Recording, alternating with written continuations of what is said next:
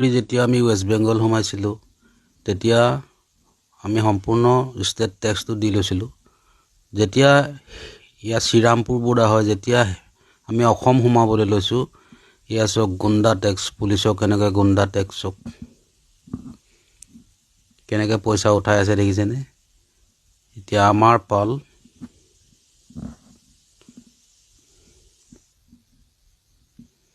পইচা বিচাৰিছে দেখিছেনে। পেচেঞ্জাৰ নাই, খালী গাড়ী বুলি ক'লেওতো বিশ্বাস নকৰে, পইচা লাগে। দেখিছেনে সিহঁতৰ কেনেকুৱা দম।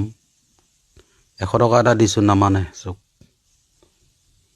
500 লাগে। দেখিছেনে কেনেকুৱা সিহঁতৰ দাদাগিৰি। লাষ্টত 120 টকাত মানিলে। এয়াই ৱেষ্ট বেংগলৰ পুলিচ।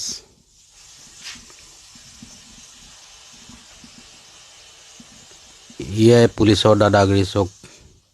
আমাৰ খালী গাড়ীৰ পৰাই পইচা লৈছে, লুট গাড়ীবিলাকক কি অৱস্থা কৰে চওক। দুবাৰ টেক্স দিব লাগে।